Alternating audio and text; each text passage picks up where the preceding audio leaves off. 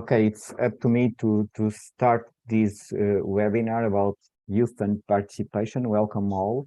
A special welcome the Regional Director of Youth, Dr. Eladio Braga. I want to start to stress that this event it's framed in the Observatório da Juventude dos Açores, Youth Azores Observatory, OJA, which by itself it's an organization of the Centro Interdisciplinar de Ciências Sociais, which is our research center here in the university. We have here our directress, Professora Pilar Damião de Medeiros. This webinar in special, it's a partnership with the Universidade de Extremadura in Spain, in Spain, I'm sorry, and we are going to discuss, you know, in one hand, a study already finalized from this problems in Extremadura in a region, and in the other hand, work in progress about youth and the ITC. These two studies are in different points in what their maturity is concerned. And it will be our main subject of discussion. This is this webinar. It's related. I'm sorry, bad English, with the work that now we are doing in OJA about literacy and political participation of young people. And it's for us, it's important in a double way. In one hand, it's important because it's an opportunity to discuss results and problems about youth participation, and in the other hand, it's important to help us to make a better job in the study that we are now conducting the field work. Which is a third study that is not, of course, being presented today. This is the introduction of webinar. I'm going to pass the word now to our Regional Director of Youth, and then to our Directress, and then to José Luís to coordinate the event. José Luís, it's our colleague from Universidade da Extremadura. The name is there. You are seeing who he is. Now, please, Dr. Eladio, some words to say to us. Thank you very much. Of course, first of all, I want to welcome you all to the Azores, even if in a virtual way. And of course, it's not only a pleasure to be here, but also with a sense of mission that, of course, Youth Directorate associates to the webinar regarding the theme Youth and Participation. Of course, it's a very important theme, not only because we can, by the common sense, understand that young people tend to participate less in the civic forms, no civic forms, but also because the regional government, the Azorian government, is implementing a plan, a strategy to enhance, to improve, and to augment the youth participation in all forms of civic participation. And this is, of course, it can function as a previous action, as a previous event, to something that we are going to do in 27 of this month, which is the official launch, the official event of the regional plan for youth participation and democracy literacy. And of course, it can function as this way of debating and discussing this thing, but it's very important to work, to have a strategy, to create a plan based on scientific evidence. And of course, being here with people that are investigating in this field is very important to contribute to the plan that we are creating now. Also want to emphasize the partnership that the regional government by the Youth Directorate has with the Azores University, with Universidade dos Açores, through the Observatory of Youth, through OJA, but in a common or in a large sense, saying that we are, of course, open to have more partnerships from different entities, for example, Universidade dos Extremadura. So consider us also always open to new partnerships and new contributes to the strategy that we have for young people. And of course, wishing all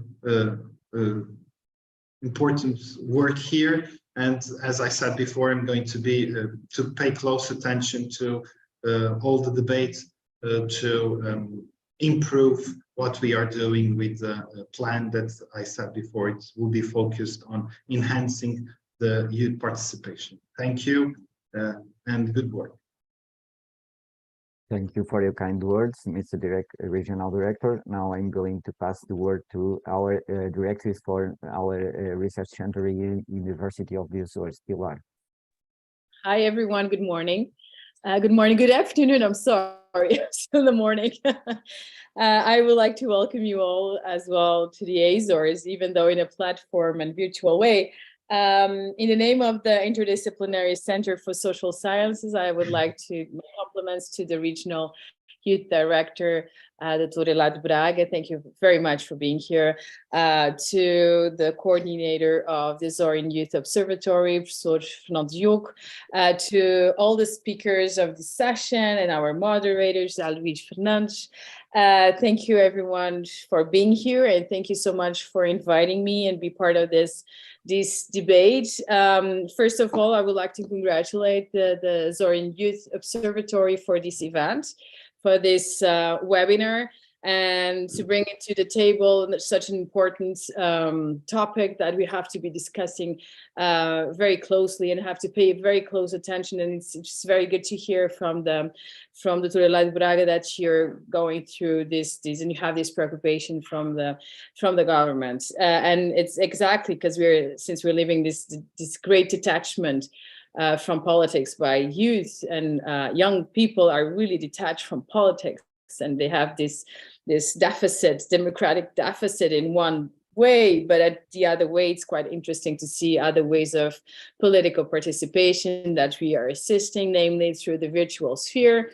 They no longer find themselves, they don't longer recognize themselves in political parties, but yes, they recognize themselves in some political causes, and they are moving forward with social activism and for the ecological movement, for human rights movements, LGBTQ+. So it's quite interesting to see how they move themselves in a virtual sphere with an impact in a real sphere.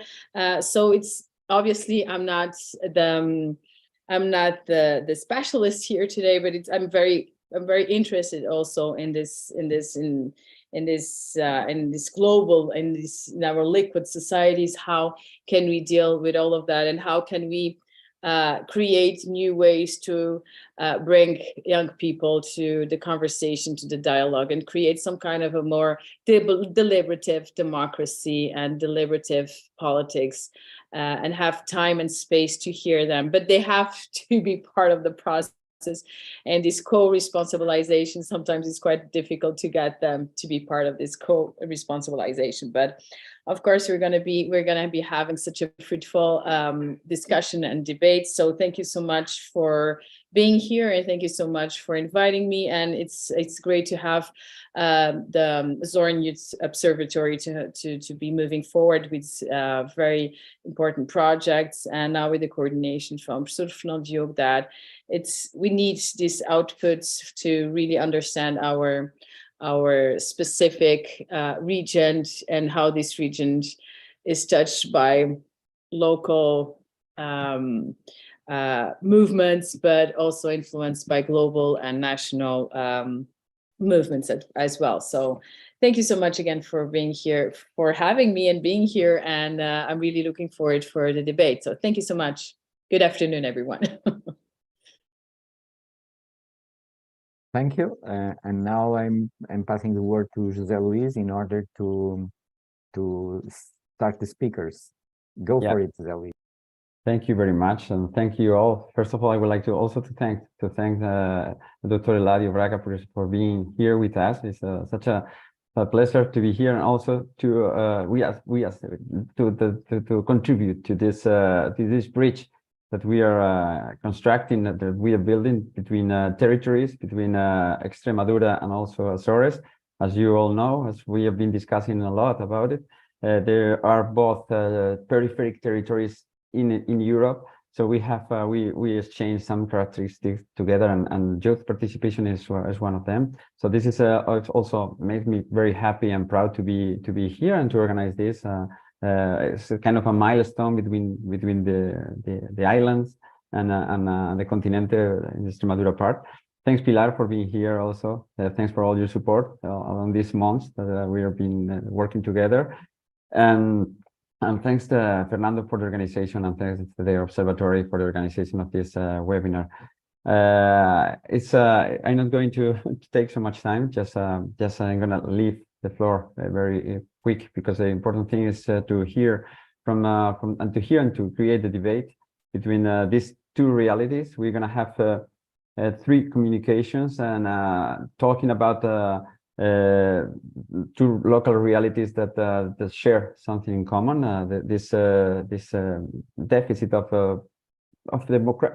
political participation, but we're going to, I guess, with the presentations that we have, we're going to debate if there are new forms of political participation, like Eva Perez is going to share with us right in a minute. So I'm gonna introduce a little bit our speakers and just for you all to know who is even if you have the bio in the website. Our first guest speaker is Eva Maria Perez Lopez. She's a degree in political science and for the Complutense University, and also sociologist from the National University, Distance University. He's very soon he's going to be defending her PhD in a few days, I guess.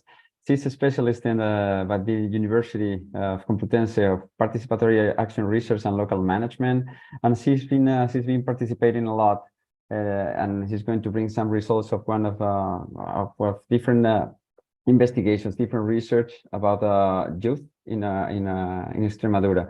We've been working together, the 3 of us, in the same group, in the same research group, and I guess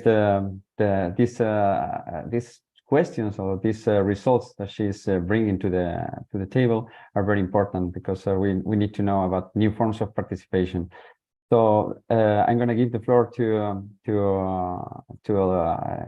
Eva, and so since I'm moderating this part, I will be taking care of the time, but you have more or less 15 to 20 minutes to share your presentation. And if you all agree, we could have all the presentations, and then we could start a debate at the end.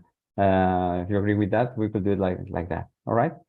So Eva, the floor is yours, and thank you very much for sharing your results with us. Oh, sorry.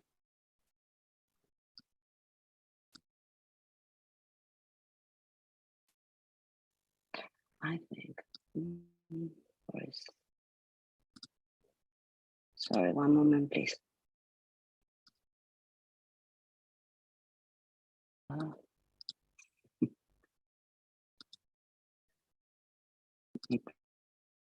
Presentation is here. Okay. I think.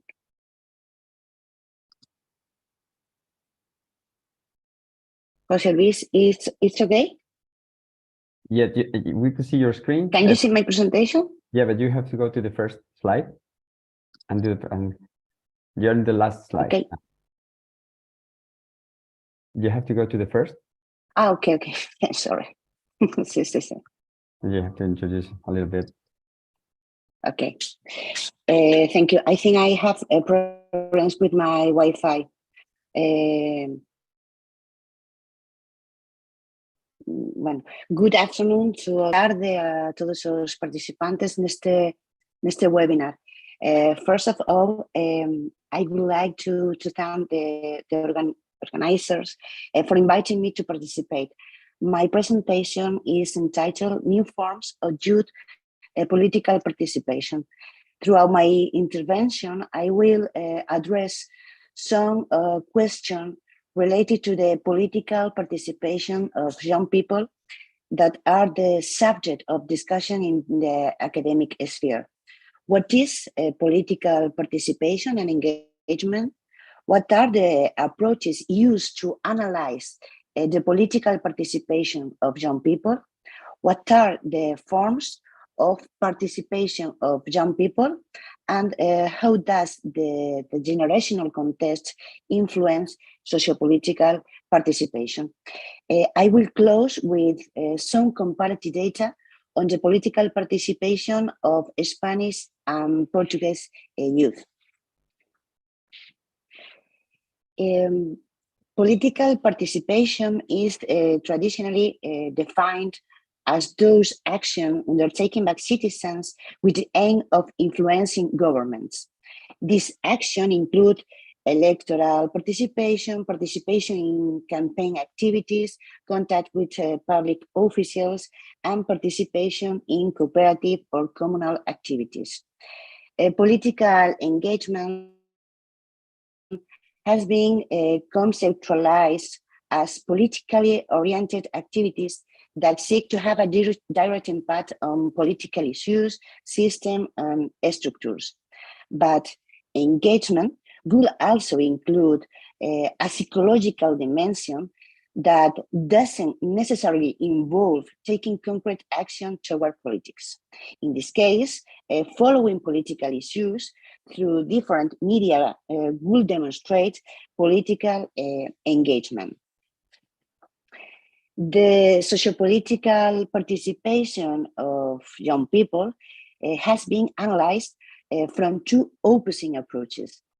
Disengaged youth, this approach set out that disinterest, apathy, and disenchantment are defining features of young people's relationship with politics.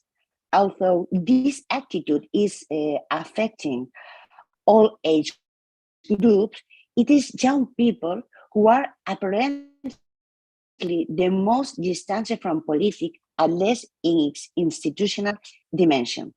From this perspective, this attitude can be explained by the growing individualism and cynicism of young people towards politics.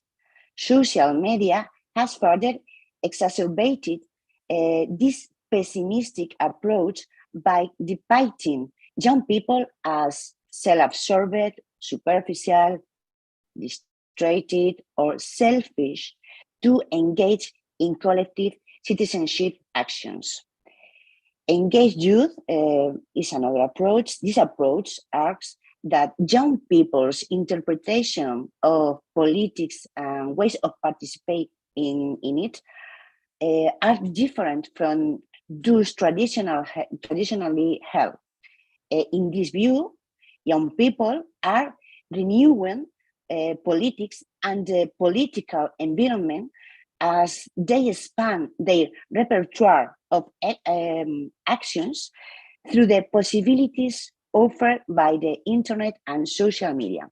Picard calls the new repertoires of political participation and engagement do it ourselves that respond to increasing level of education, globalization, disappointment with politicians, and the advance of digital technologies. Education and information offer youth more and better resources to understand the diversity and creativity that characterize their participation. In addition, information and communication technologies provide new avenues for mobilization while enabling a more individualized relationship with democracy, and therefore without the traditional mediation of political parties and institutions. Forms of sociopolitical participation can be divided in two: conventional and non-conventional forms. Conventional or institutional forms are more traditional forms of participation that are aimed at political elites and fall within the institution in contact with politicians and working for political parties. Non-conventional or extra-institutional forms of participation are more confrontational. These include boycotting the consumption of products for political reasons, signing petitions, and participating in protests and demonstrations. A conventional political activity will be one that conforms to the dominant values and norms of society and is therefore generally legitimized and accepted, while a non-conventional political activity is one that is again searching dominant values and norms of society and many therefore be generally rejected or frowned upon. Existing research suggests that the declining weight of sociopolitical participation based on membership of political parties and class-based social movements and participation in electoral processes is accompanied by a shift towards more direct, issue-focused, and non-conventional forms of participation. For example, buying clothes, flash mobs, volunteering, or clandestine creation of free public spaces. Factors such as the increasing level of citizenship education, the blurring of boundary improvements in access to information, redefine the political repertoire and have an impact on which seemingly non-political activities are associated with political purposes.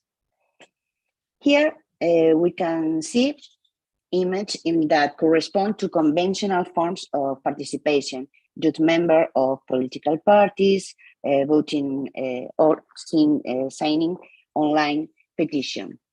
In this other slide, the images correspond to unconventional forms of participation using social media to protest, painting graffiti, protest demonstration on the street, entre otros, and so on. What about the generational context of youth? Two ideas contribute to a better understanding of young people's sociopolitical engagement: the idea of periphery and that of precariousness. The idea of periphery allows us to explain how the positions that young people occupy as political subjects guide their values, attitudes, and political practice. Centrally situated young people adopt the rules of a modelic citizen who follows the expected behaviors. In contrast, those who don't know what according to the rules are relegated to peripheral positions. It is from this peripheral position that young people carry out new forms of sociopolitical organization and participation. Another element determines the sociopolitical behavior of young people is precariousness. Precariousness defines the living condition of young people through its various economic, social, and cultural manifestations. Economic precariousness stemming from the 2008 crisis, together with the crisis caused by COVID. These two crises has very significant impact on young people's transition processes to adulthood by generational fissure. Expectation of emancipation from the family, finding a job at the end of their training or forming their own family, determine the processes of integration into the social space, political attitudes, and the construction of their political identity. Position of periphery of vulnerability and uncertainty that led to generational disenchantment. For this reason, democracy as a provider of well-being is questioned. This youth disenchantment also translates into a drop in levels of trust and an increase in disaffection towards the main political institution. This doesn't imply a decline in interest in collective affairs, but rather a reconfiguration of geopolitics relation understood as lived experiences. Some authors who have investigated the political behavior and attitudes of young citizens in Spain and Portugal observe disparate trends in terms of proportion of population that is passive or mobilized. In the case of Portugal, the young population is more passive than in Spain. This written mobilization of young Spaniards can be explained by a lack of confidence in democracy.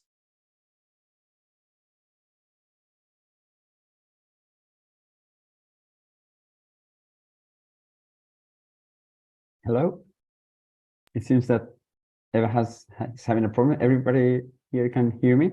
Yeah, we lost Eva. Yes. We lost Eva. Okay, so this is censorship. I Of will just hear you. Calouste Gulbenkian Foundation, based on the European Social Survey. The data attend to establish similarities or difference between young people in the two countries. As for the evolution of interest in politics in general among young people in Spain, the data show the group percentage of those who say they feel very unfairly interested, while in 2004, 24% said they were very or fairly interested. This percentage reached its peak in 2012 with 40%, coinciding with the economic and financial crisis. In subsequent years, this percentage has remained stable at 37% in 2016 and in 2019. It can also be seen that interest in politics increased with age. However, in 2012, a high level of interest in politics was observed in all age because of economic crisis, which remaining stable in subsequent years, although it decreased in the 15-19 age group. This graph referring to 2020 data shows the interest in politics of Portuguese young people aged 15-24. As we can see, the highest percentage is concentrated in those young people who say they have little interest in politics, 35%. If we group the percentage of those who say they have little or no interest on the one hand, and the percentage of those who say they have a lot or quite a lot of interest, we can see that a higher number of young Portuguese feel a certain apathy or disaffection towards politics, 56% versus 45%. If we compare the percentage of Spanish and Portuguese young people who feel quite a lot or a lot of interest in politics in 2020, we can see that Portuguese young people are 8 points higher than Spaniards. Regarding the most frequent forms of participation, it can be observed that voting in election is the option most frequently chosen by young Portuguese and Spaniards, probably because it is the action that entails the lowest cost. However, in the case of Portuguese young people, the percentage is much higher, 93, than that of Spaniards, 80%. The second option is the signing of petition, which is shared by young people in Portugal and Spain. And difference can be seen in the following forms of participation. While Portuguese young people opt for volunteering as the third form of political participation and involvement, Spaniards prefer sending political message by internet. Excluding electoral participation, the data indicate a preference among Portuguese and Spanish young people for non-institutional forms of participation and, in general, for political mobilization actions that do not entail associated costs in terms of time, information, or money. Some conclusion. The observed decline in young people's institutional political participation is due, among other reasons, I think, to the development of renewed repertoires of political action and changing political imaginary because of the long and often reversible periods of transition to adulthood, which generate in them a sense of growing uncertainty and vulnerability. Therefore, the disengagement from institutional politics should not be interpreted as a problem of disinterest in politics. It is necessary to bear in mind that both social networks and 3.0 reference, the influencer who impart their doctrine in them, are emerging as new spaces for political socialization. Even though the agency of young people is of interest, attention should be paid to the political structure and traditional membership organization, political parties, and social organizations, as they might provide some answer to the lack of engagement of young people with institutional politics. This is all. Thank you very much for your attention. Thank you very much, Eva. Thank you very much, obrigado. Thanks for sharing with us these results of your research as far as youth participation. They're very, very enlightening. Even very food for thought. Very good for the debate after the presentations. As far as the comparative between Portuguese and Spanish youth, it's going to be great to have this data on the table to continue with the debate. So thank you very much. And now if you just I forgot to say before that if you have any other questions, for we are gonna have it at the end of the presentations, but you can leave all them also in the chat if you want it, and we could try to read it at the end, or even having it then in mind for the future, because this is one of collaboration, but we're expecting to have more collaborations together and talking about youth. So thank you, Eva. Thank you so much. We will continue with Mark Berth. Mark Berth, a few words about Mark is that he is a PhD in education for the University of Extremadura. He is studying the development of digital and socio-civic skills for promoting digital citizenship, education, and youth participation. I must say about Mark that apart from being researcher and part-time lecturer at the University of Extremadura, he's currently also working in primary education as a primary education teacher. So as you might know, as you're gonna see, his work is very linked to different levels of education. He's also participating in a lot of international research as far as education, and his current research interests are linked to digital citizenship, digital skills, active methodologies, and youth participation and innovation as far as education is concerned. So thank you, Mark, for sharing your thoughts and your results of your investigation, of your research with us.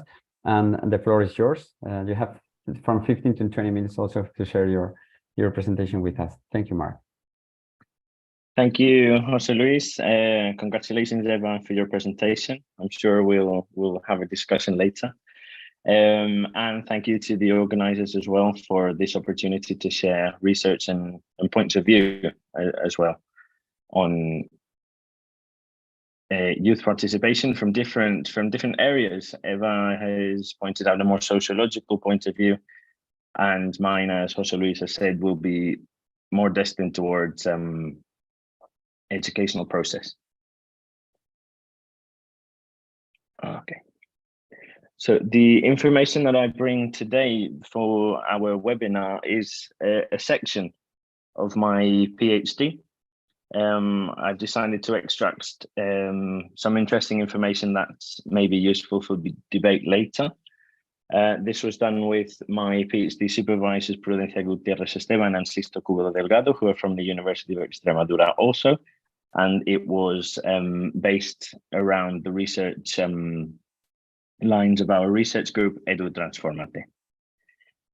You have a link at the bottom of the screen for more information to my PhD if you wish to see the full information or the full picture. As I said, today I'm going to be looking at one of the hypotheses and one of the variables that we were using in the study, which was the influence of digital and socio-civic skills development on young people's participatory profile. It sort of feeds from Eva's presentation before, and now I'm going into the educational processes that are behind promoting this sort of participation in social and civic actions. So I started off, or the rationale behind my doctoral thesis was looking at social movements from an educational point of view, and finding that the youth today are enveloped in a digitalized society, mediated with social issues and use digital technologies as a mean of activism. When we look closely at these social movements, we see that in generally, the Arab Spring, 15M movement in Spain, this is promoted stronger by young people with a university education or with different higher educational degrees. So here, what we were interested in seeing if education plays a factor in political and social participation in that sense. On our behalf, as we're in a digitalized environment and our research interested, we're looking at digital skills and digital competence development.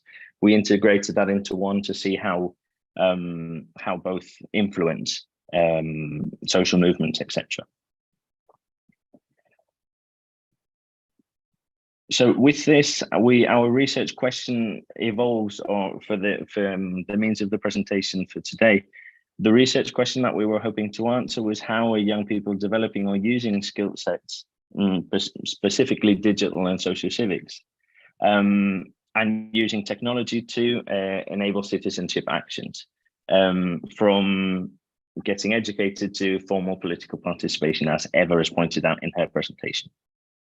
And also, what were schools and educators doing in order to develop these skills? So our research objective in that sense was to identify, analyze, and understand how young people develop these skills based around, roughly around the European framework for competences, and to promote citizenship, education, and youth participation within an educational framework.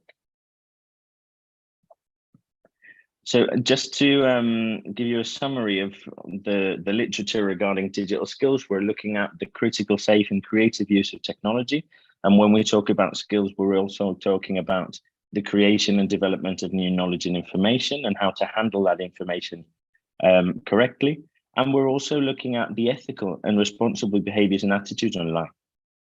Okay, so in this sense, ethics was a strong part of our digital skills development profile.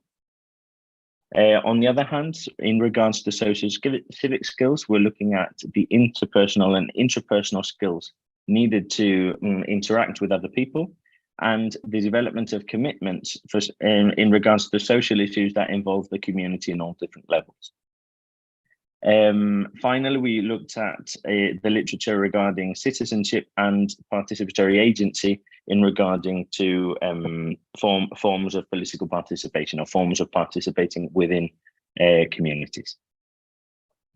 Here, we stumbled across digital citizenship as an emerging concept within the literature framework in education.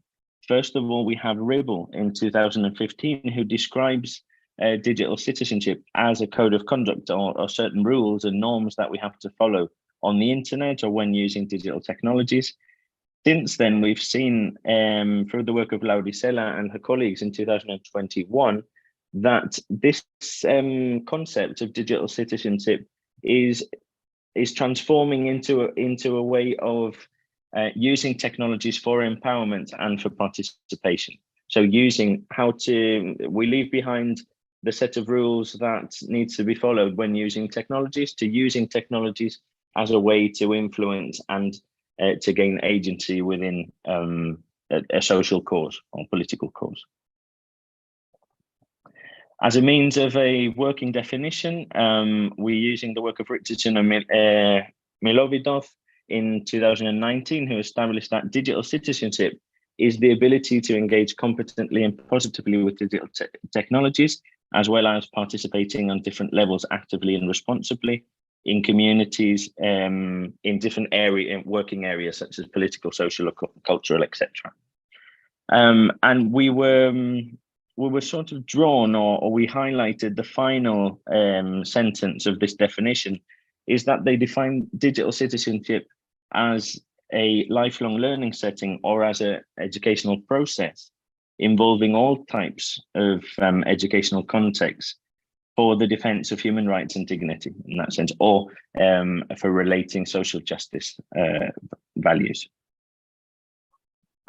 And also based on the work of other authors, we see that as a learning process, we as educators and researchers in education need to prepare students to engage and participate with world issues, striving for social justice in 3 core areas, as laid out by Lee and Hennig and colleagues.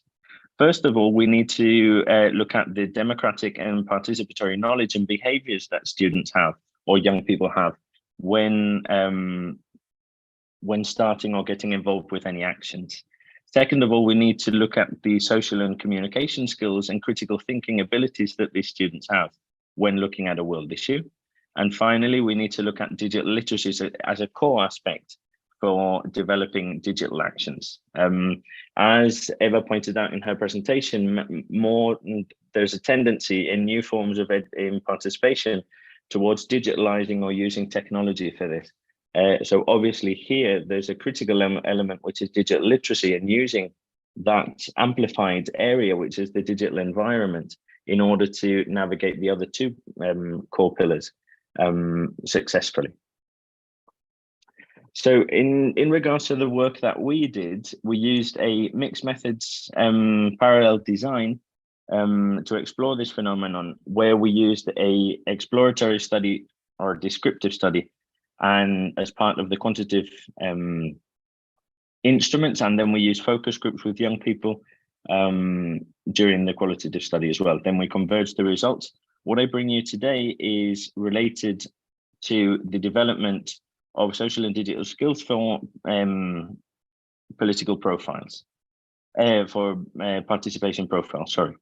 There's a related research paper if you're interested in more in reading material. I link that here. You can screen grab that or get it from me later on.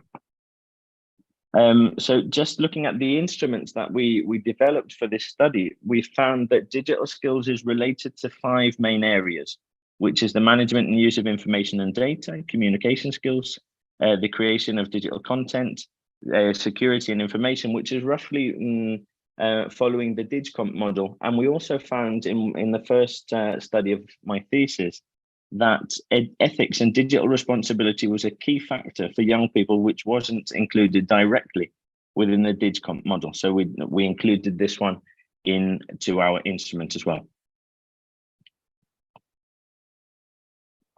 And on the other hand, for social civic skills, we found 6 dimensions that we were looking at.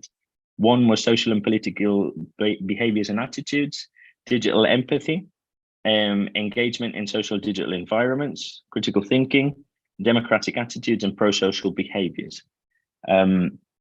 These also were measured during the instrument, and then in a second study, we then applied the instrument to 534 young people from Spain and 124 people, young people from the UK during my research visits to Durham University. As you can see from the sample, I'm going to skip past some of the data from the sample. I'm going to the one that interests us more for today. We looked at age, sex, educational level, employment situation, sexual orientation, and the 2 that I found quite interesting and that yielded more results for our discussion today, political ideologies and also the participation profile. I want to draw your attention mainly to the participatory profile, as this is the one that we'll be looking at for the presentation. We scaled this with 5 measures, the first of which was a non-participatory profile and doesn't declare an interest in any social or political issues, and that was around 33%. So this would be doesn't participate and doesn't have any interest at all. The majority of our sample, which coincides mainly with what Eva was pointing out in her presentation, that nearly 43.5% do not participate but do declare an interest in any social or political interests. Meanwhile, we have political participation, and this refers to the traditional sense of political participation, voting in elections, joining a political party, etc. Was the lowest form of participation in youth, which is more or less around 3%. Social participation, which includes volunteering, working with charities, etc., or NGOs, at 15%. And those who share in multi-activism, which is who participate both in a political organization and a social organization, or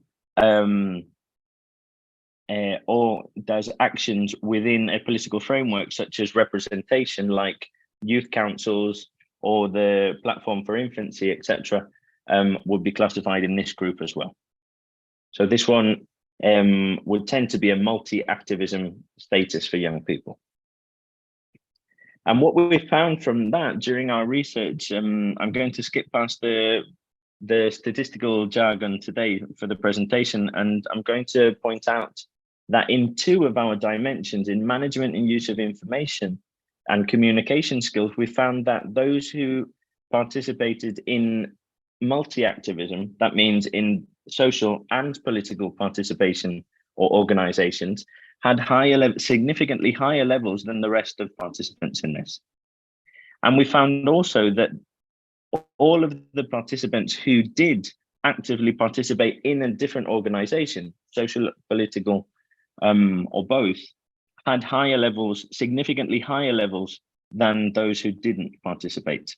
So here, I'm going to open a question for later on in that sense, or a comment that can be discussed later. Here we're seeing, or one of the readings that we had when we're looking at this data, we saw that actively participating in organizations tends to give us a stronger skill set than those who don't. So in a sense, participation is actually an educational process, or it is part of education, or it should be part of education. I'm going to leave those questions open for the floor later. We also found, in regard to the social and civic skills section of our research, exactly the same. That in social and political behaviors and attitudes, social digital implication, critical thinking, which is the pillar stone of participatory engagement, and pro-social behaviors, all of which were stronger for those who did multi-activism and not just one form of activism. This was also true for those who participated in an organization than those who didn't. So here again, we see that participation in by itself tends to develop skills or help young people develop skills where normal education may lack or fall behind. From the qualitative study, this is just a run through of what we did. We created a codebook based on the theory behind the authors. We developed the focus groups, and then we did a guided content analysis. We found through the work, and again, I've tried to summarize it so we can talk about it more later on. We found that youth participation as a learning process, young people highlighted three main areas of interest. First of which was the context to learn. That means that when participating in an organization, they find that a learning space. And if we extrapolate that further, education in that sense becomes political, in the sense that they are trying to learn about a topic in order to get engaged with that topic and gain autonomy and agency. Also, we saw a lack of skills and commitment from formal schooling. This was pointed out by all of the participants in the study, that formal schooling doesn't promote youth participation or work in different youth organizations, or in general, it doesn't promote this. And we also found that age groups tended to point out, or they drew on an interesting argument, which is school systems, or we find that when we don't get involved with these issues, as we haven't got a means to formalize them, in a sense that below the age of 18, people can't vote in an election and can't continue participating formally. So in that sense, there was a strong initiative from young people, which has been carried by the different youth councils and organizations here in Spain, for voting at 16. This would need some thought and adaptation of the educational system in order to provide young people the skills they require in order to make an informed decision within an election, in that sense. So that's another point of discussion we can have. They also drew on educational spaces as within youth organizations as safe environments for raising awareness and for gaining agency outside of the formal curriculum. And as you can see, in management and use of information and critical thinking skills here, were highlighted by participants as key in order to progress within, or to develop a political a higher level of participation. From the quantitative data, we found that this is higher in university levels. It's lower in students who in an employment situation who are not working and just as students. It's also higher in men. From an ideological point of view, this is higher in Spain within the right-wing and far right-wing ideologies. And this is higher in the participatory profiles. This is what I'm talking about today, and this is more information that was gathered from other variables of the thesis. And in that sense, youth also pointed out a lack of basic knowledge regarding technologies, in higher thinking skills and emotional awareness in that sense, and also a lack of preparation within with fake news and credibility of information, which are also key factors in a democratic society. So these are things that influence or could be part of that peripheral context that Eva was mentioning in her presentation, that tend to push young people out of the active zone or the engagement zone. So that's another point for discussion we can have. Apart from the things that I've mentioned before, here I'm leaving on screen some of the other issues that were brought up for youth participation. Young people pointed out that they learned interpersonal and social skills, moral and personal education, digital identity management, agency, creativity, emotional awareness, collaboration and cooperation from youth groups more than from formal forms of education. So in this sense, we find that youth organizations and participating in social and political entities tend to have a positive effect on these areas of education. And finally, just a snippet from just a summary of the conclusions that we find. If we understand education as a transformative action, or if we want to promote digital citizenship education as a subject or as a transversal area for the curriculum, we need to understand what we're doing as transformative, in a sense that students become social activists using technology within the classroom. And here we have to look at three key ideas. One of which is skills in the use of technology, ethical as well as hardware and software, which really boils down to critical thinking in that sense. We also need learning outcomes that promote youth participation and social justice within the educational system. And this means collaborating and opening schools to youth organizations and different experiences where they can get involved with key issues that concern them in the society, in order to engage them for positive change. So this is some of the data that we collected from the thesis. I'm looking forward to some of your questions later. And if you want any more information, please don't hesitate to ask.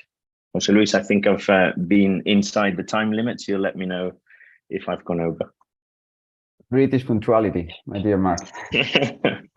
You did perfect on time, and thank you very much for this presentation. Also for this, also to raise a lot of questions for the debate, the debate that we will have later. Thanks for also the information, all the data that you provide us as far as the digital citizenship education. I'm already have a few questions also because they're very interesting, and also it breaks a lot of important issues as far as digital divide or other things like that. But it's very, very interesting. Thanks very much for sharing with us, Mark. And I would like to also to take advantage to thank Dr. Eladio Braga has to leave the conversation now, but thanks for leaving your questions for the debate that we will have later on. And now I'm just for continuing with this punctuality that we're doing great. I'm gonna give the floor. I'm gonna pass to Dr. Rolando Lalanda, but not before giving a few words of introducing our colleague from Universidad dos Açores. Dr. Rolando Lalanda is a doctor in sociology by the Paul Valéry Montpellier University, Montpellier 3 University. Is associate professor at the University of Universidad dos Açores in the areas of economic sociology, labor and organizations, and as founding member of the group that is organizing also this seminar, CICS, WAC, and member of the group too. And it's also it's been also a reference in the promotion for Portuguese sociology, and for promoting also the qualitative sociology, qualitative investigation. He was a member, also he was member of the Portuguese Society of Communication and Sciences, and I must say it's very interesting topics I've been discussing with him along these encounters in the island. So thank you very much, Dr. Rolando Lalanda, being here and sharing your research about this also local research about some findings of Azorian youth political participation. It's going to be great to know more about the youth participation in the island. So the floor is yours, Rolando, and thanks for sharing your results with us. Thank you very much. I will.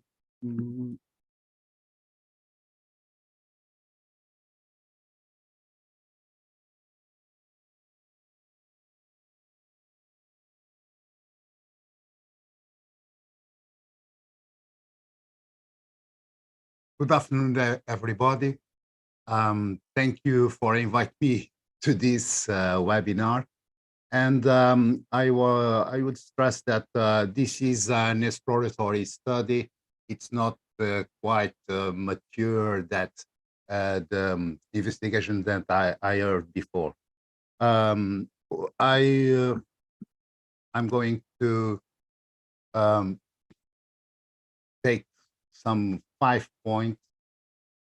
First of all, to characterize the Youth Online project, and one topic of the youth as a social category, what we think about that. And I would stress in this presentation that time and social choices are linked, and it's very important in a Bourdieu perspective to say that is a struggle between the allocation of time and the allocation of age. What are or the youth that we think about? We made some construction of the concept of youth, and it's important to talk about that. And as time, allocation of time, the participation in internet by the youngsters are a theme that's very important to characterize what are participation, social and political participation. The Youth Online project begins in 2019, and it's nowadays we are even to have another project to complement the first project. In March to 2020, we have to disrupt the project because of the pandemic, and that's why we launched an exploratory investigation online to analyze also the effect of the first confinement in March 2020 on the youngster uses and practice of the internet. The survey was a survey online with 18 questions, gathered matrix questions, open, closed, and multiple choice, and was open for data collection for the 1st September to 31 December of 2020. We have 219 respondents with age between 18 and 29 years old that completely filled the casting. Despite this sample, it's not representative of the youth population in the Azores. It surely gives a glance of perception of the Azores youngster regarding their relationship with ICT and the internet. In 2022-2023, we began a second part of this research, launching another inquiry to study the youth internet skill. When we talk about youth, I think always Bourdieu with these phrases, this statement that youth, it's only a word. to focus young people in Western societies, we can see that the age and use of time as a struggle. We have always these questions: the old versus young, the free time versus the allocated time. And the youth, it's the free of allocation time. Youth, it's an ideal in culture, but youth as also a political problem. We have the youth and transition from education to work. We have youth and civil and political participation. And we have also this problem, youth, institutional and political busy time versus choice of the young. That's why one of the main dimensions of the inquiry of Youth Online was about this dimension, sociability. And we can see that 80% of the youngsters only disconnect the internet only to sleep. This is important because the number of hours allocated to internet, it's enormous.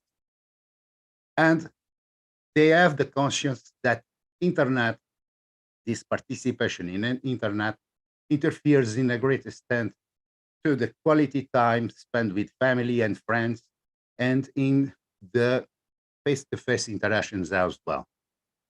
When asked about how old they were when they create the first social network account, the great majority of the response vary between 10 and 15 years. It's very early in this life that they began to have accounts in internet, Facebook, Instagram, Skype, etc. That's why this sphere, sociability, it's very important to understand the allocation of time. Second, this has a impact of civic participation. In the national studies, like Christina Pont in Kids, EU Kids Online 2020, it refers that 15% of Portuguese young respondents of this survey taking advantage of the opportunity for civic engagement and for participation in public debates. According to Youth Kids Online, 31 of all of 605 respondents admit to participate in civic and political activity. I must stress that in regional sphere, only 11.9% of the young respondents in the Azores admit using the internet to follow and to participate in political or social discussion with other people. And 10.6% admits participation in campaign protests to sign online petitions before the first confinement. Although after the first confinement, 3.7 of those respondents stopped to participate in both activities. This is one of the impact of the pandemic in the participation of the youngest in civic participation of young. The third dimension, it's the entertainment and the information. It's important to stress that if even the youngster are participating less than the national level and the international level in civic activities, when we have this dimension of participation in internet, use of internet, of entertainment and information, we see that similar to other researchers financed in the international European non-Kids Online and national spheres, Youth Online in the Azores, we find that entertainment activities and information access comes up in the first place of on the list of the activities most frequently practiced on internet by the younger respondents. Listening to music, visualizations of videos, watch movies, and watch news, mainly TV news. At the European level, play games only online. In activity practiced by the majority of respondents, 19-30%, followed by video clip visualization, checking the news on internet, 48%, creations of content, publishing image, 39%, online matches, 31%, to share with other pairs and to write on a blog, 11%.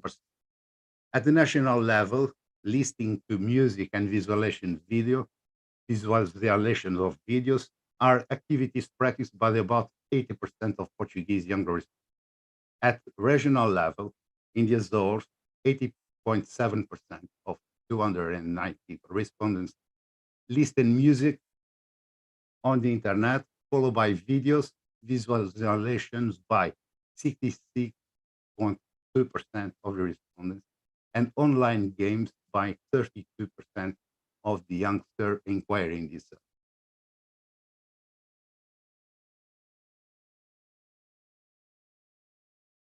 And the other and last dimension was the risk on online. We tried to get questions about the risk, the perception of the risk to participate on online. And in these matters, we see that the online risk concern referred by the inquirer youngster in the Azores are repetitive ads, aggressive marketing, fake news, racism, cyberbullying, cybercrimes, hackers, stalk, photos that may impress the most sensitive people, lack of school content to help homework, the influencers, the hate of speech, mainly the social network, privacy, violence, and interest. When questions about the occurrence of unpleasant situation in their life, 37% admit having received unpleasant or offensive message, 20.6% admit being excluded from internet group, 11.9% admit receiving threats on internet. This problem, it's very important because they have the conscience that we have a risk, but they don't know to define these risks very well. That's why in fall 2022, we began the second part of the project about internet skills in the very moment we are receiving the data.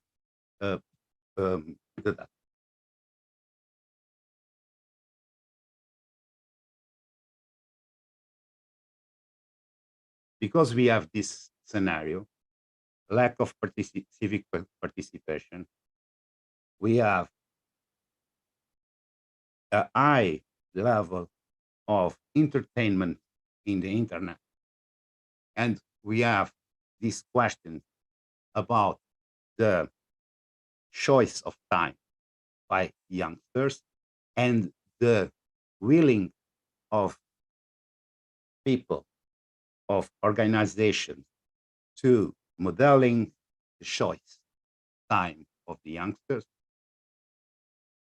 and the public policies are always intended to control and to have some kind of orientation to the classic levels of political and civical and cultural participation.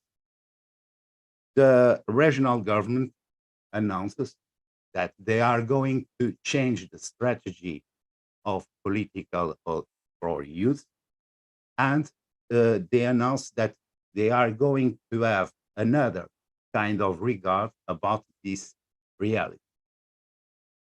First of all, a multi-level and transversal and integrated strategy to promote the political and democratic literacy.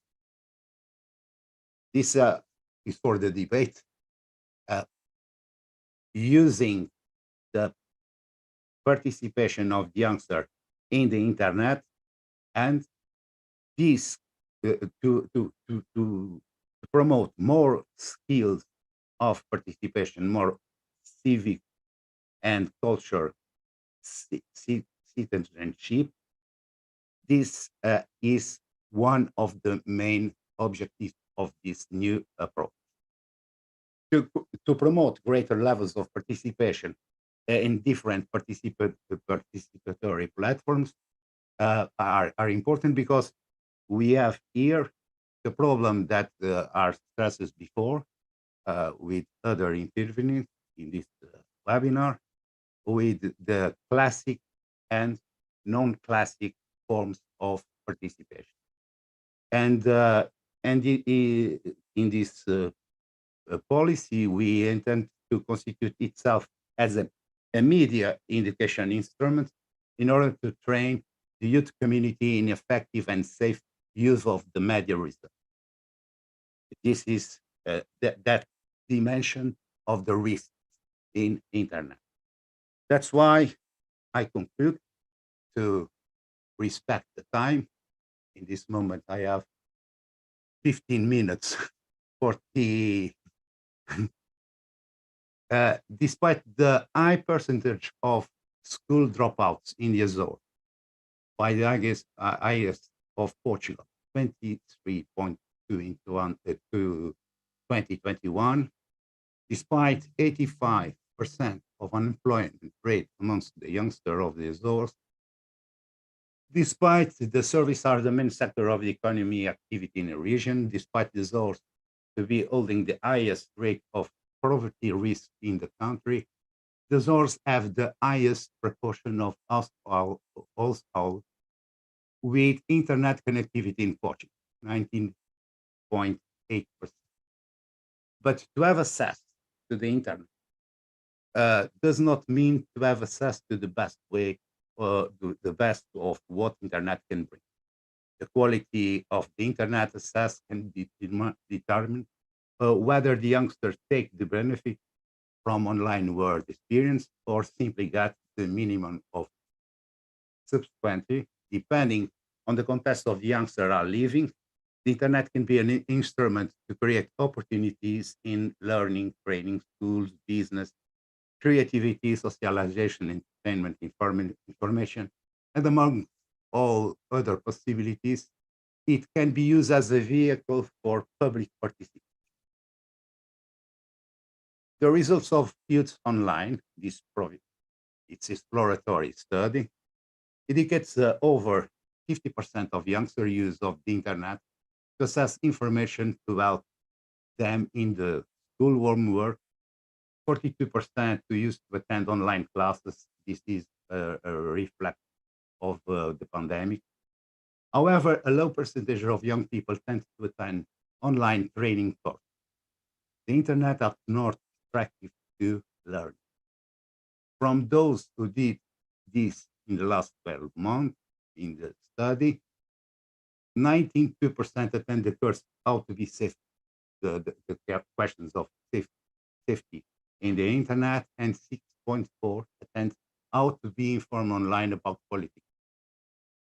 Nonetheless, when it comes to social media, the internet poses a few drawbacks to 30% of young respondents to the Youth Online Azores survey that admit that they spend less quality time with the family, as we said before.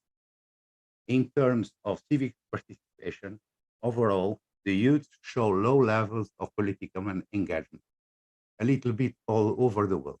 In Europe, the country that resists the highest percentage of public participation among its younger is Sweden, 35.8% in 2015. Still in Europe context, Portugal positioned itself on the 6th position with 11.5% of its youth, rising to 30.1% in 2020. In the Azores, only 11.9% of youth considered to be civically active. This is a perception, it's a number, but it shows the low level of participation, political participation. And thank you very much.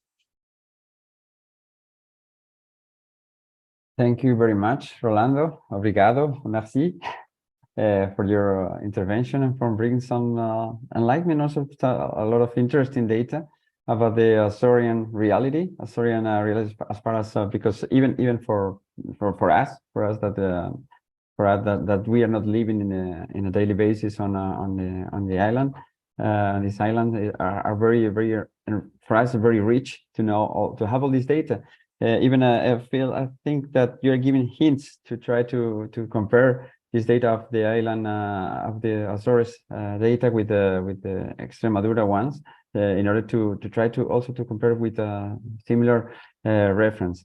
I think you raise also a lot of issues for the debate, because to have the highest proportion of interconnectivity to internet, it's not bringing also the results as far as family quality time, or something that I will raise a red flag also here with the data that you share with us, that three from five people are not, young people are not distinguishing between fake news or news. So that's something that we could just put it on the table to debate, because I think this characteristics can affect the democracy processes of we all know what I mean. But now thank you all three for this interesting positions of your work, and I will now give the floor to the people that are here participating, or even to for you, the guest speakers, to ask questions or to raise any doubt or start debate. If not, I will do it myself. I have a lot of questions, but I prefer you to share with us. The floor is yours. The whole people are invited to talk, to raise any questions. And even we have one. I'm not sure if we starting. What do you think, Fernando? We're on time. Go ahead. Okay, because we have Dr. Eladio Braga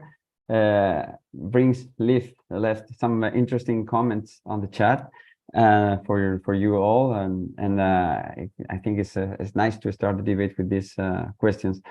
I'm going to read it from the chat directly. Eva's presentation highlighted three aspects. There's a clear disadequation from the normal formal participation and the young people profile. There is also a gap from the political parties based on traditional ideologies and the interest and motivation of young people moved by causes as activism, which makes me think it's important to create focus group by themes: environment, human rights, migration, etc. inside the parties.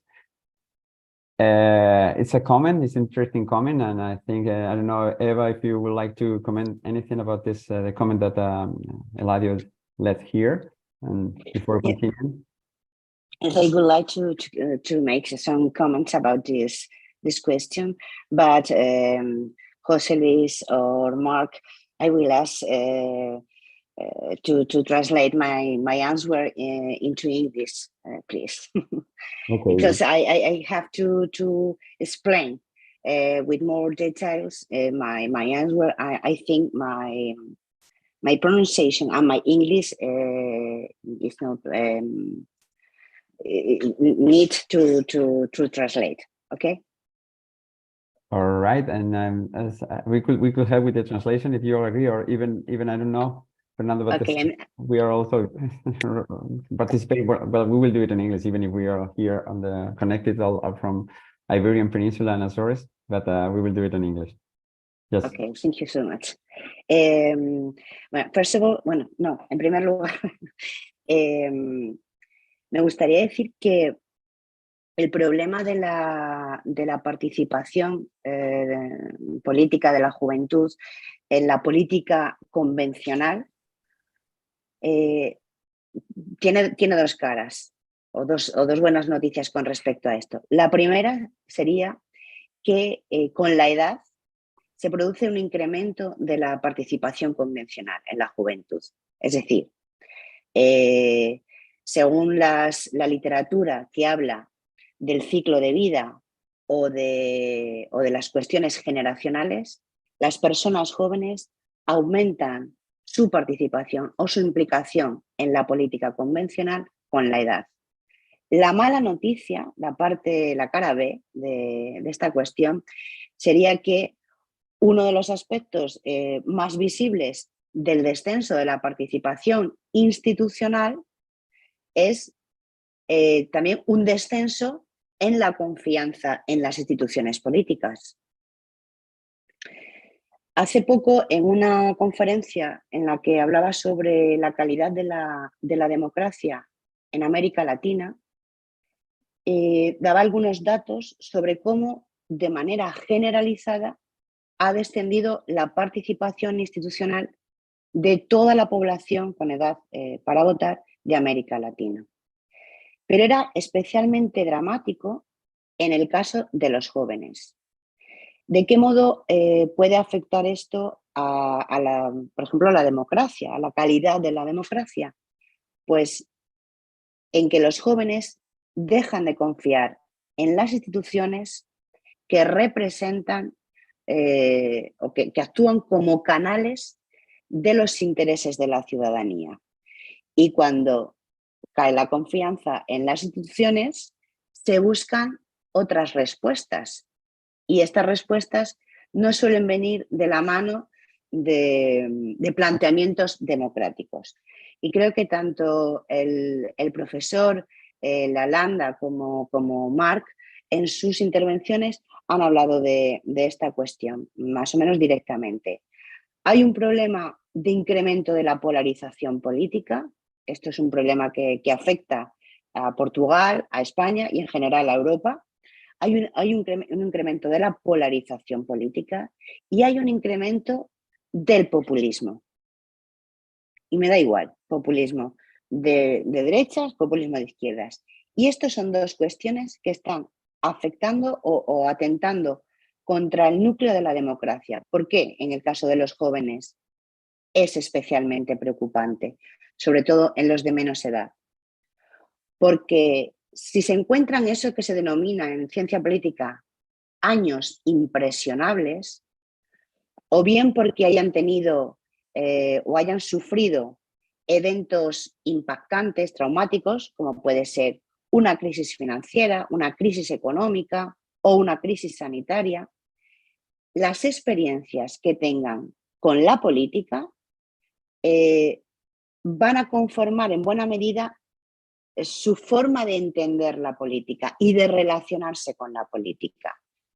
Y esto no se soluciona haciendo grupos de discusión en partidos tradicionales o no tradicionales. Habría que ver qué son partidos tradicionales y no tradicionales. Esto no se soluciona creando grupos de discusión sobre temas que les interesen. Esto se soluciona, bajo mi punto de vista, de dos maneras. ¿Qué pueden hacer los partidos políticos para atraer una mayor participación, digamos, convencional de la juventud hacia estos partidos? Voy a empezar por los problemas. Una de las cuestiones es que los jóvenes cada vez más se alejan de las instituciones políticas. Por tanto, los partidos y las instituciones lo que deben hacer es ir a buscar a los jóvenes a los espacios no formales o informales donde estos se encuentran. No esperar a que los jóvenes sean los que acudan a los partidos políticos, porque rechazan, desconfían de los partidos políticos. Y relacionado con esto, los partidos políticos y por tanto los representantes políticos tienen que hablar un lenguaje nuevo. No se trata de trasladar los mensajes de los partidos políticos a las redes sociales, sino de utilizar un lenguaje nuevo para hacerle entender a los jóvenes que desvincularse de la política, que la falta de compromiso con la política tiene implicaciones en sus vidas. El hecho de que se ausenten o se aparten porque no confían significa que vendrán otros a implicarse por ellos o a tomar decisiones por ellos, que es aún peor. Y segunda cuestión, y la ha apuntado Marc a lo largo de su exposición. Hay falta de información y falta de formación. Es decir, los partidos políticos, y esto es un problema no tanto en Portugal, pero sí en España, no se han preocupado por establecer en el sistema educativo, es decir, en los cauces formales, de dotar o capacitar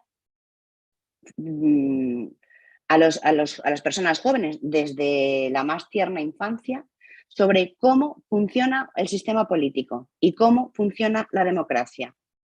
Y una de las cuestiones es lo que tú no has aprendido en la escuela y no te enseñan en casa o en la familia, es difícil que lo aprendas en la calle. Y la democracia y la participación se practican aprendiendo. No hacemos de manera innata con ello. Esta sería mi primera reflexión sobre esta cuestión que apuntaba Fernando. Okay, it's very long for translating, but I'm pretty sure now we are 6 people here. We are all. I'm pretty sure they understood in Spanish because you spoke very clearly. But I will try to synthesize the opinion that you just shared with us because it's very interesting, Eva, and also for watching later in the recording of this webinar. That one of the questions you raised is that we have 2 phases, two different news. One good news is that with age, the increasing of participation in political is greater. I mean, the participation is increasing with the age, but the bad news and something very relevant that I was also concerned about that is this untrust, the young people.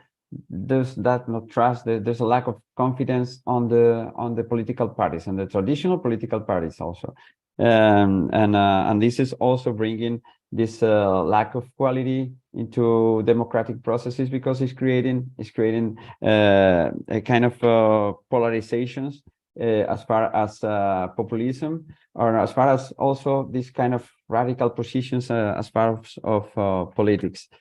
You also talk about that you gave some recipes to the political tradition parties to try to increase this political participations. Is trying to go to the space, try to go to the spaces where the young people are participating, and then the other one is also try to work to educate from the beginning with democratic literacy in the schools, or democratic literacy in a young age. And I think this is also very interesting for continuing the debate, because also raise questions as far as for me, as far as but I will continue with the questions, but that's a very good opinion to continue with the debate. And because there are also this lack of confidence, this lack of trust, this lack of confidence is also based, at least at some studies they say, in that the young people are not seeing any response sometimes from the traditional politics into some things like climate change or things like that. They say, okay, politics are so slow. That's a very good question to discuss later. It is because thank you very much, Eva. I'm not sure if you consider something I didn't translate correctly as far as your. It's correctly. Sí, okay. Okay. Yes. Thank you very much, Eva, for responding to the question, and also. Yeah, you're welcome, and also maybe taking into account that we are all here. We are 6 people now, but we could also next time we will practice Portuguese in Eva. And there's another questions for Marc that Dr. Ladio Braga left here. It's a tricky and complex question. Is education and higher levels of qualification cost or consequence for higher levels of young participation? It's very tricky questions. And what do you think, Marc? The floor is yours. I think it's an impossible question to answer definitively. Yeah. I would sort of venture a guess to say it's both, but with a lot of ifs after that. I think that, well, the research work that I conducted during my thesis pointed out that higher levels of skills development, which is not synonymous to qualification level, that's the first thing I'd like to point out, that we can informally and non-formally develop skills without a recognition through qualifications. The key skills development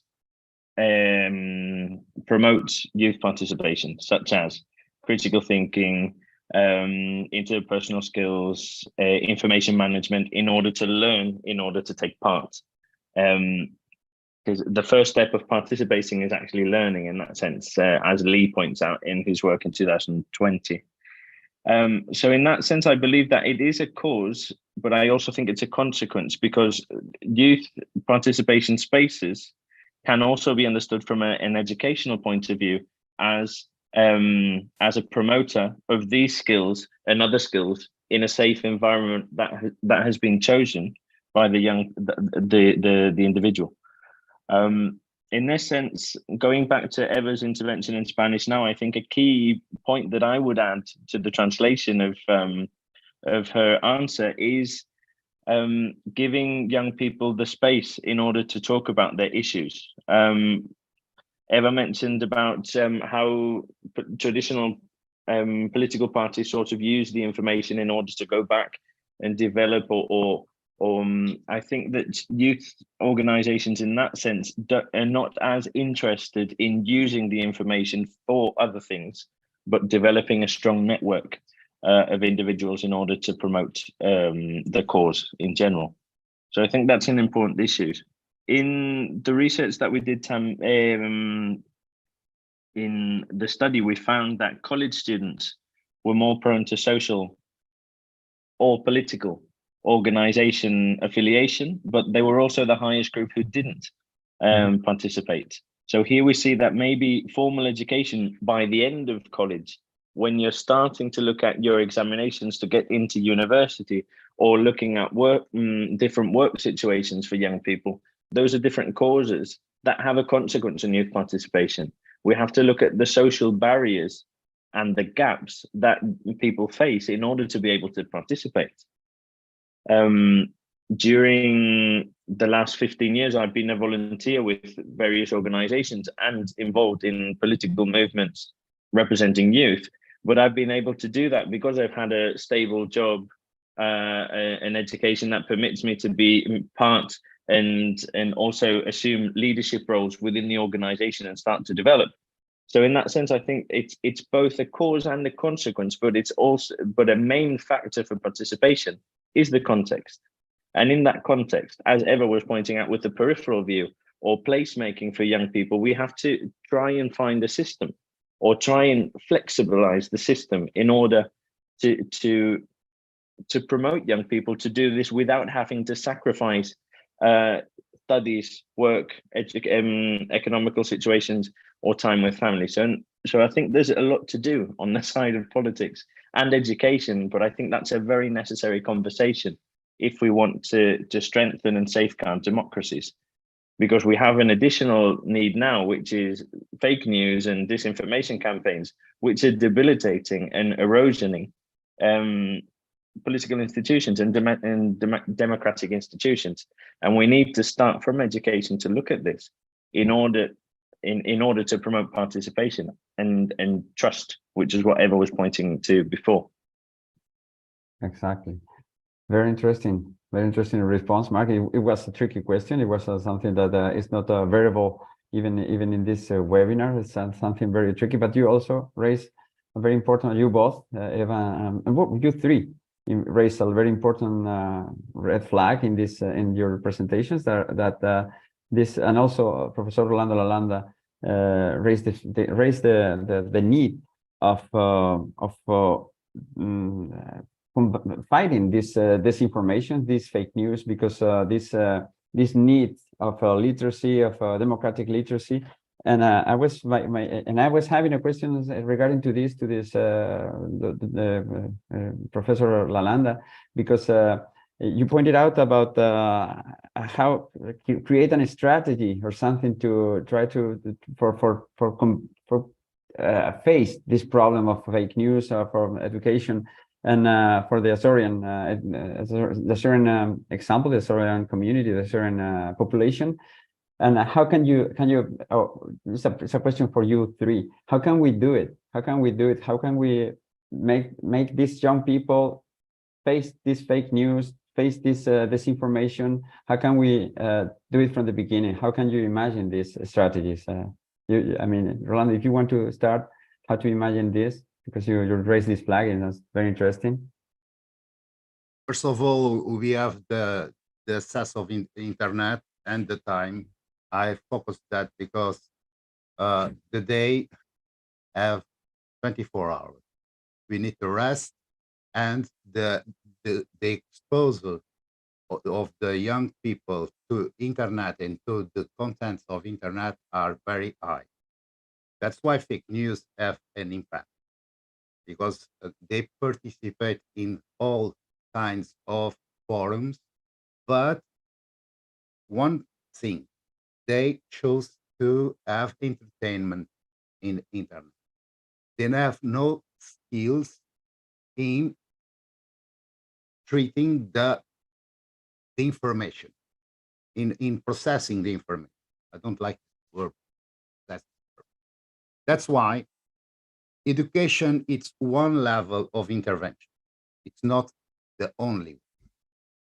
We need also to have some social skills that they are losing because they have much more time in internet and in virtual situations. Socialization is very important, but one thing that is very important to practice the dialogue between people and interest, because time, allocation of time is a manifestation of interest. And that's why if they choose to have 5 hours of music every day, that's the content they have every day. If they choose to have 5 hours of gaming in internet, that's a choice. That's why I stress the point that political approach, it's always to fill the time of young. Political, if you get to the point, well, much more of youth policies are to organize people to do something in time and have schedules, have delays, have beginnings and ends. And the youngster see the participation in internet as freedom to have this his own time. And that's a problem for the intervention, this kind of perception. Because if we try to enter in internet space with another proposal of another platform, I don't know if they are the interest of young people for this approach are relevant. That's why my problem is education, skills, social skills, and school. But the school, it's not only the professors and the interaction between professors, also the initiative of young people that the informal in the school, they are trying to speak about things. That's why the things about environment, questions about climate, etc., are important because they speak about that. And this freedom of speaking in school, it's important also. It's my little points about this discussion. Yeah, but it's very interesting. This multidimensional response, that this multidimensional explanation of the situation. So we have a big challenge in front. Yeah. Mark, Eva, or Ana Rita, or Beatriz, if you have any other, or if you want to share any comments about what Professor Rolando Lana said, or we are saying now, feel free to do it. I was thinking while Rolando was giving his answer, which I agree with in general terms, in that sense, that this isn't just a situation or a problem that affects young people. I think this also affects the general population and older people as well, because fake news is creeping in at all levels and of ages. I think we tend to look at young people because it's the way of saving the people who are coming next and just leaving us behind in that sense. Yeah. So I would look at stronger policies at all levels of society and literacy for all age groups in that sense in a digital world. Mm-hmm. In that umbrella context of lifelong learning, where we can develop skills of others. And also I think there's a strong factor here that we haven't talked about much today, which is we have schools, we have young people, the interaction between young people. Right? I think family also are a strong influence on this. So we need to look at community actions, not school. As Rolando was pointing out, it's the school, the context of school, skills, etc. But I think we need to understand the school as a part of the general community and use the school as a focus point in order to involve the community as well. Mm-hmm. Including youth groups, social works, things like that. So I think that it could be the epicenter in order to develop political actions or initiatives like this. Just building on what Rolando was pointing out before. Thank you. Yes, thanks, Mark. Thanks for pointing out this because it's true that there's something must be done also in the different ages, not only youth, and it's also. It could be the school also could be epicentric, but in the community we need to do all that kind of in the community as far as citizenships. We need more action to face this situation. And Eva, you want to say something? Do you want to try it in English? No, thank you. Casi me atrevería más en portugués, mas acho que vou falar en castellano para que se entienda mejor.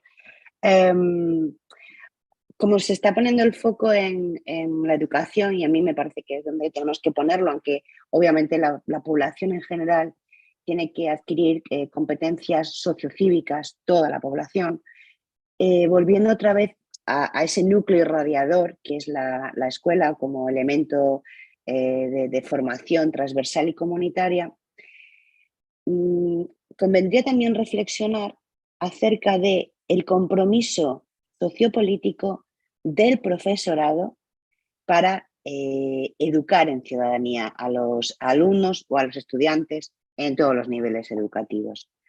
Y introduzco esta cuña porque en un estudio reciente en la Universidad de Extremadura acerca de el nivel de compromiso que tiene el profesorado con la implementación de la educación para la ciudadanía global, en el que tú, José Luis, participaste como miembro de un focus group, los resultados son bastante dramáticos. Voy a adjetivarlos.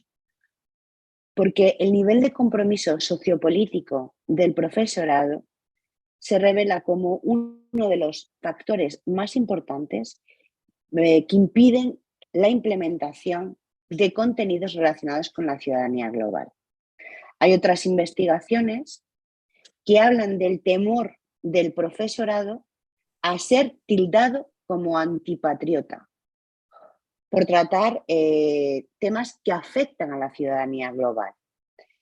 Y esto en una investigación de profesorado de enseñanzas no universitarias en Indiana era evidente.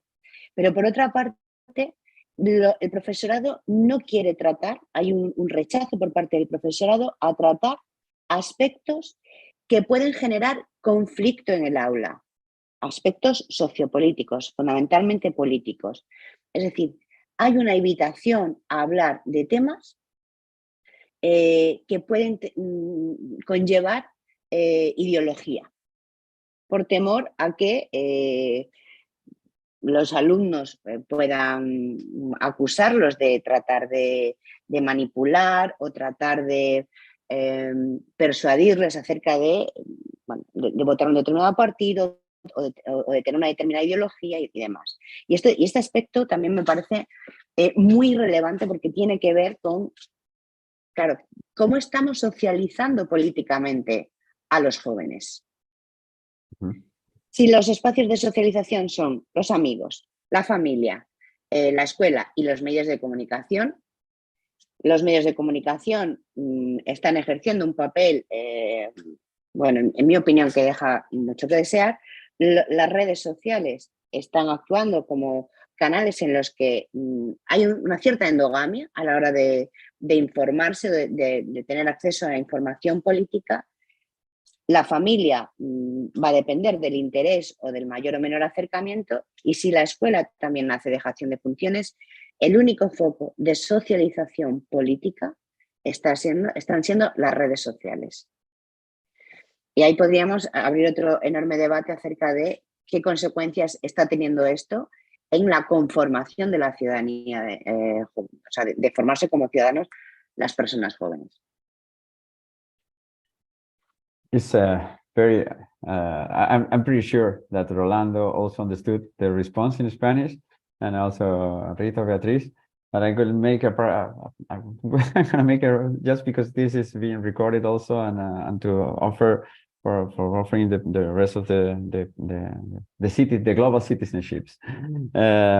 What Eva is pointing out is that not only we have a problem of that we need also to reflect that is not only the school as a structure or as a mean of socialization, but also we have a problem with the lack of commitment of the professors, lack of commitments at different levels of education in order to transmit this education for citizenship values or global problems or that are also reflected on a very interesting study that Eva participated, Eva and other colleagues from the University of Extremadura, where they were reflected that the professors at university level, they were afraid of dealing with some critical aspect or with some not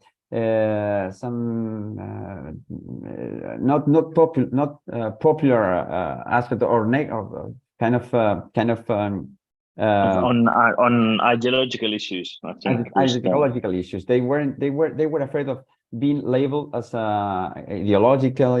They were trying to transmit ideology, and they were not treating difficult situations, difficult debates. It's something that happened. I was participating in that study too. And also, I'm not sure if Rolando could also share their experience, but they were saying, okay, I prefer not to have conflicts in class and to give my teaching or to do something, but I don't want to discuss with them this because I'm going to be labeled as ideologists.